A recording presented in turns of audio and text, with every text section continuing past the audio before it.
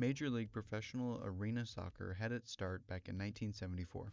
This year, a Soviet Union team called the Red Army came over to the States to play 3 indoor game friendlies with American clubs in the NASL Indoor Soccer Tournament. All of the teams competing were what you would consider traditional teams that played normal outdoor soccer, but all the games played were arena soccer games to test the new water. The Red Army played against the NASL All-Star Team, the Philadelphia Atoms, and the St. Louis Stars, winning all 3 games 8-4, 6-3, and 11-4 respectively. These games brought some real interest to the sport and gave it the real spotlight that it needed to blast off in America.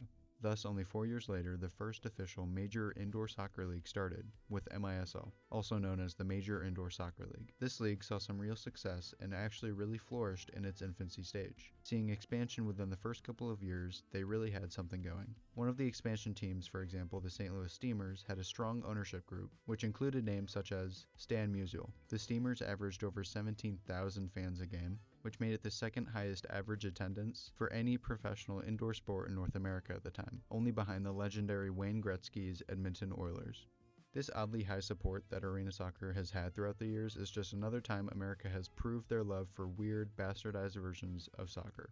This most likely is due to the generally faster pace arena soccer has compared to real soccer. Games being played on fields the size of hockey rinks with dasher boards and plexiglass on the sidelines quickens the pace a lot. These walls also allow for extreme and badass moves like kicking it against the wall for yourself higher up the field to get around defenders. The goals are much smaller, and with the smaller fields as well, goalies oftentimes had to do extremely acrobatic moves to contort themselves in front of the ball to prevent goals. So overall, the sport was a lot easier for the casual American fan to digest and really dive into. Other arena soccer leagues popped up, such as the American Indoor Soccer Association, as well as the National Professional Soccer League, which were essentially feeder leagues for the top level in MISL. So things were looking up for arena soccer with a tiered league setup in the making to hopefully develop and cement the sport. But then after 14 seasons, the MISL folded in 1992 due to poor financials. As it turns out, the arena soccer world got a little bit in over their heads, and ultimately the interest in the sport did not match the investments being made. Since then, plenty of other leagues have been born, died, and then reborn in the ashes. However, arena soccer never really blasted off to the extent that many thought it would. So that's a pretty brief description of the history of arena or indoor soccer in America. I love this subject so much because arena soccer is so weirdly American, and I find its history to be really interesting. I think one day I would really like to make a full video diving into the sport as a whole and its rise, but today is not that day. So, in 2008, an arena soccer league called the MISL disbanded. And while the MISL is the exact abbreviation and exactly the same words as the MISL that ended in 1992, this is actually a completely different league. Because in American soccer, every time a league dies, a new league is created in its honor with the exact same name to be as confusing as possible. Anyways, the MISL disbanded in May of 2008. With this decision, some of the less successful teams closed up operations and laid to rest alongside the league that they called home. However, there were some clubs that acted as phoenixes and rose out of the ashes of the MISL, finding other leagues to call their home. Enter the Xtreme Soccer League.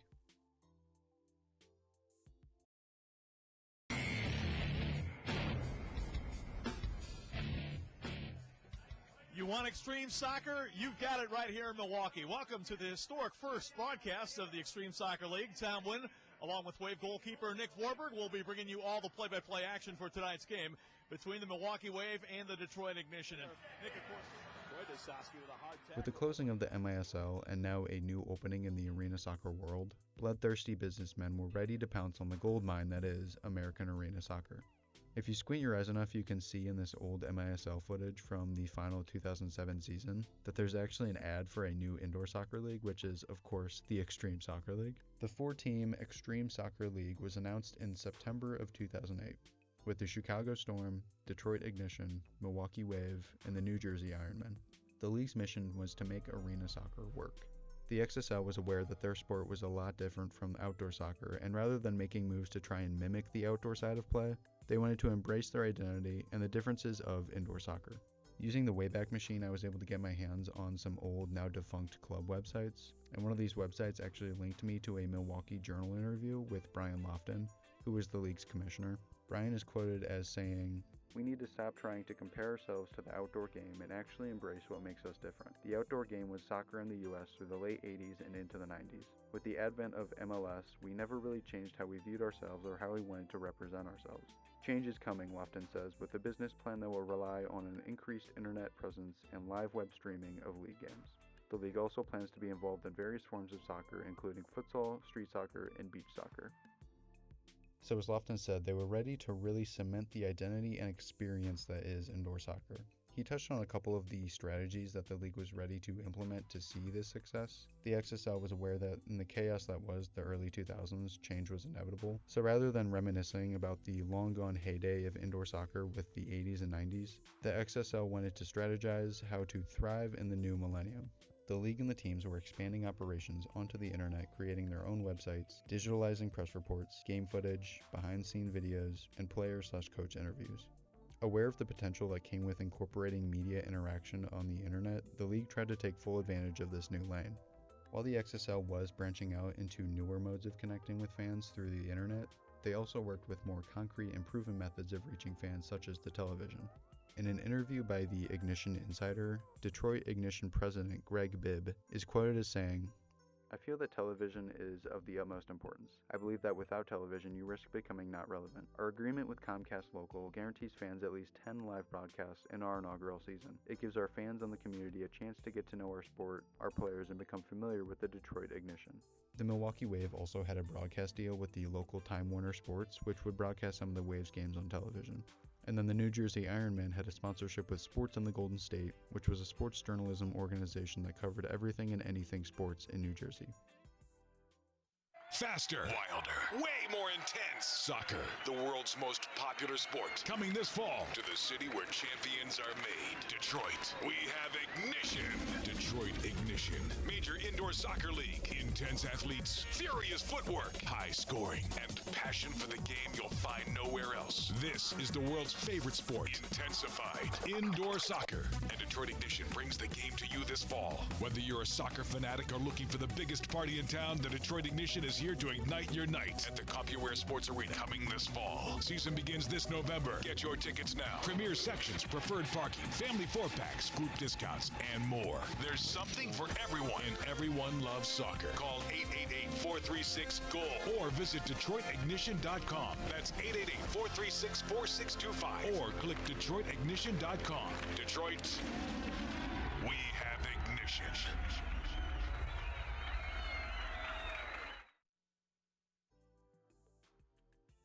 So the XSL and its teams did a lot of work to really connect with the local fan base, and I actually got in contact with a couple of people who led this massive marketing campaign for the XSL. For example, I got in contact with the old vice president of communications for the Milwaukee Wave during its XSL season, whose name is Matt Schroeder. Truth be told, the Wave were the flagship club for the league, and while Matt was technically just involved with the Wave, he did plenty of work outside of the Wave to ensure the XSL's success. Due to our shared fascination with old or obscure sports leagues, we discussed the XSL a lot. Matt was such an extreme help for this project, and I cannot thank him enough, so I'm so glad to give him a shout out and cement him in my retelling of the XSL story, because he deserves it. So the way I started talking to Matt actually is through YouTube. Matt has a YouTube channel that contains one of the very few easily discoverable records of the league on the internet. The first time I heard about the Xtreme Soccer League, I looked the name up, and the very first video that popped up was a promotional video for the league that was archived on Matt's channel.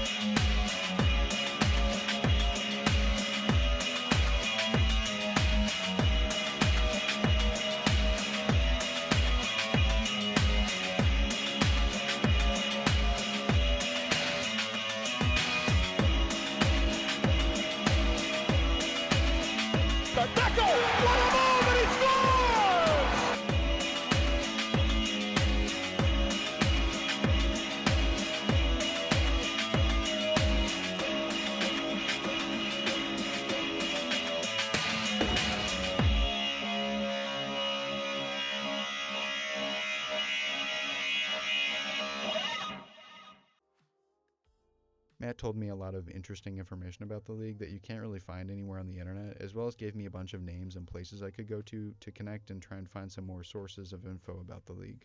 One of those people actually was the Public and Media Relations Director for the Chicago Storm in 2008, Charlie Core. While discussing with these two in particular, I learned a lot about the general marketing strategy that the XSL ran. While a lot of the information you can find through some deep digging on the Wayback Machine and the old club websites, these guys were able to give me some more insight that you really can't find on the internet, at least not anymore.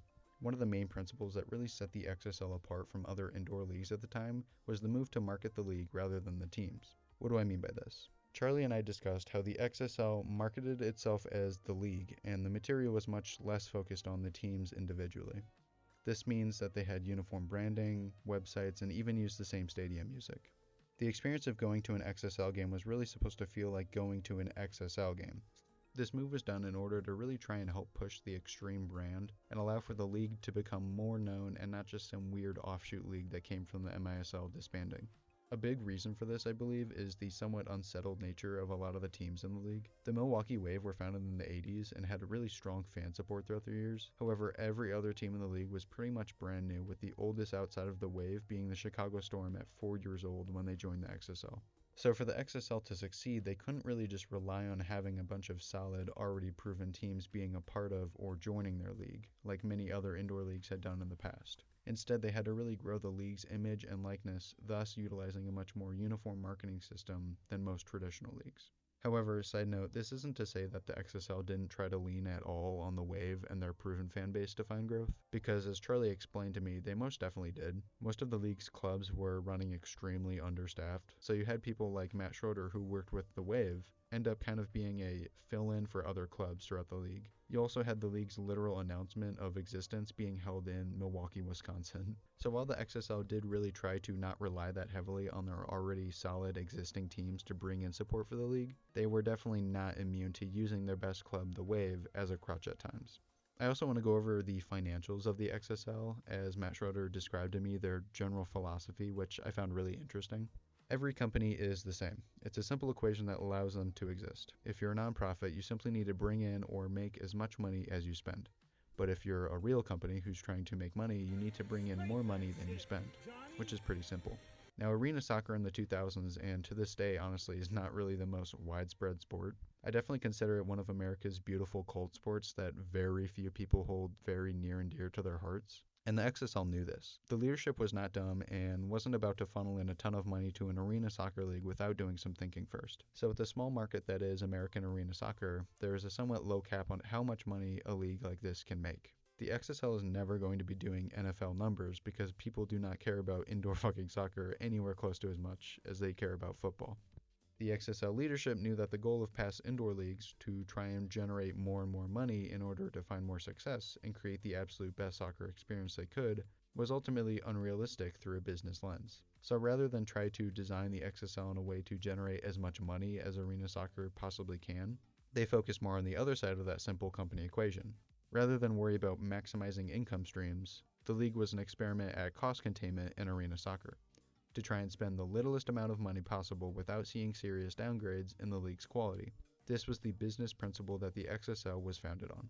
You can see this in the general marketing strategy that we've already talked about. Rather than paying more money on the extra labor involved with team-focused marketing, the league simply focused their marketing efforts to be more uniform and market the league rather than the individual teams. This allowed for the company to save money on the unneeded extra labor while also pumping out the same amount of marketing material for the league. The XSL's parent company, the Xtreme Soccer Experience, was also trying to implement a diversification within the XSL entertainment. They did this by holding fan 3v3 tournaments, fan beach soccer tournaments, fan street soccer tournaments, freestyle juggling competitions, and they even offered a fantasy season for the league similar to fantasy football. As Commissioner Lofton stated in an interview with the media group M Live, the experience brings together the essence of the game and allows participants, either through the web or through their own sweat, to be a part of this lifestyle brand. The XSO was not meant to simply be another arena soccer league that would eventually be lost to time. It was a shift in the experience that was soccer in America and allowed for fans to mold their experience with the league to their liking. So, if this league was successful, it could genuinely change the arena soccer world. With a new business philosophy, marketing tactics, and a diversification of entertainment sources, the XSL genuinely offered a lot of new and interesting ideas to the arena soccer world, in an attempt at selling the experience of arena soccer, not the league. And with arena soccer leagues being built up and burning down often and quickly throughout America's history, if the league were to work and survive, it could lead to more certainty in the American soccer world, finally with a healthy national league. Things were looking up for the XSL, and people were excited to see what could come of this new league.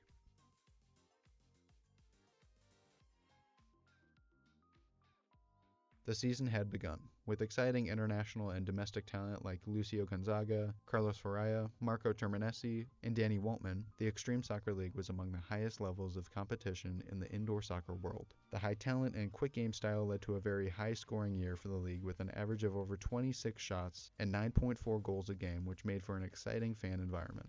Not to mention the championship race was tight, with 3 of the 4 teams being within a single game of each other for a large chunk of the season. When the dust had settled, the Detroit Ignition had won the league by a single game with a 12-8 record. The Detroit Ignition, New Jersey Ironmen, and the Milwaukee Wave all ended the season with 500-plus records, and the 4th team, the Chicago Storm, had a measly 350 or 713 record.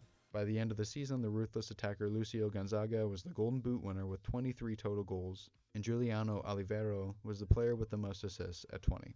Despite the intense rivalry spirit that was garnered by the close geography of most of the teams, with the exception of the New Jersey Ironmen, the attendance lacked heavily throughout the season. Chicago, Detroit, Milwaukee, and New Jersey all played in stadiums with capacities of 17,500, 9,500, 4,500, and 10,500 fans respectively. The team with the highest attendance was by far Milwaukee, with 4,560 fans in attendance on average per game.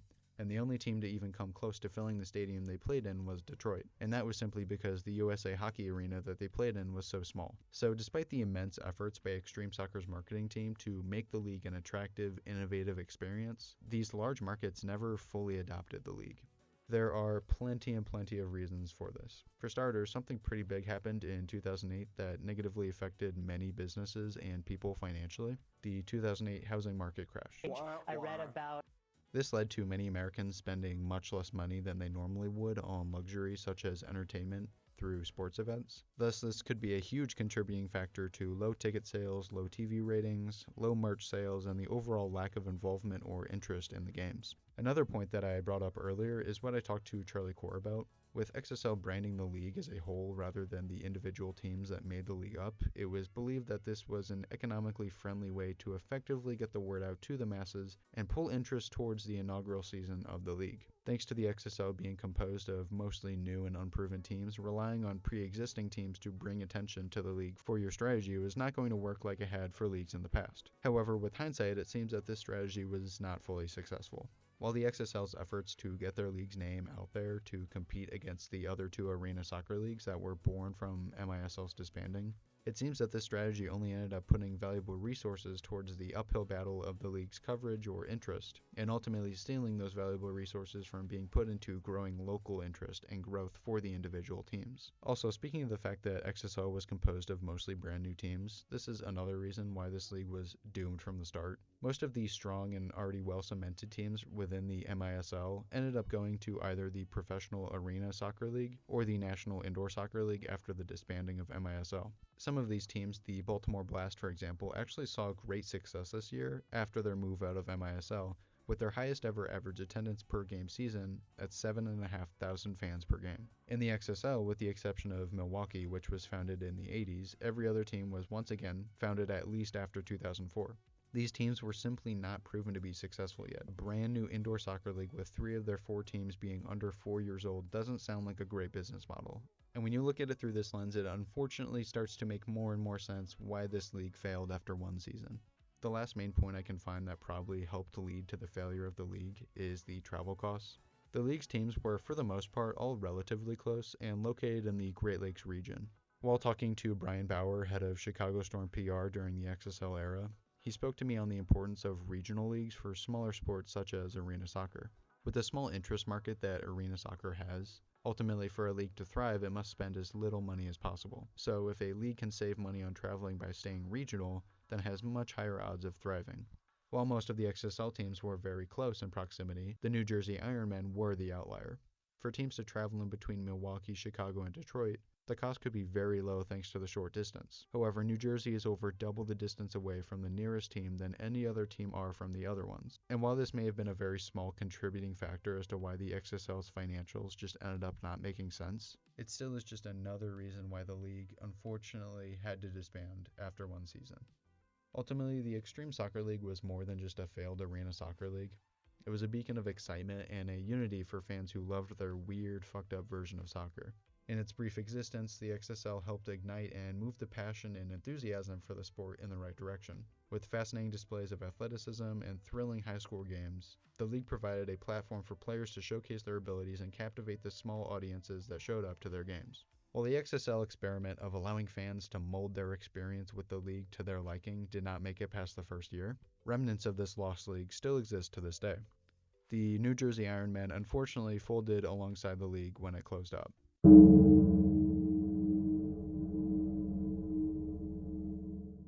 The Ignition also decided to call it quits after winning the one and only XSL season championship title and lay to rest alongside the league that they called home.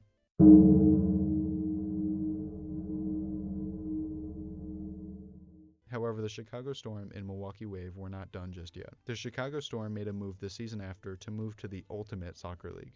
Ultimately, this league seemed to be pretty unknown, as it doesn't even have a Wikipedia page, so needless to say, this league was not much of a success either. The league folded that same year, and the Chicago Storm dissolved at the beginning of 2011.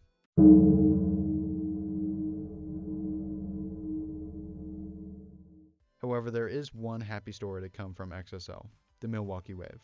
The Wave was the one strong, solid team that had already dug its roots into its city well before the XSL came around. Being one of the few highly supported arena soccer teams in the country, the organization was not going to let the chaotic nature of arena soccer at the time cause the team to close its doors. The year after they competed in the XSL, they moved to the new Major Indoor Soccer League, where they stayed for a number of years. However, after the 2013-2014 season, the team announced it was leaving the MISL alongside 5 other teams to join the Professional Arena Soccer League, which was then renamed to the MASL. The Wave to this day have been competing and thriving in the MASL, even winning the championship in the 2018-2019 season. The XSL truly has touched the arena soccer world and left its impact, which can still be seen today a whole 16 years later. Through the league's shining wonder child, the Milwaukee Wave, the Xtreme Soccer League will be beautifully remembered in arena soccer history as that weird offshoot league that the Wave called home in 2009 when everyone was kicked out of MISL.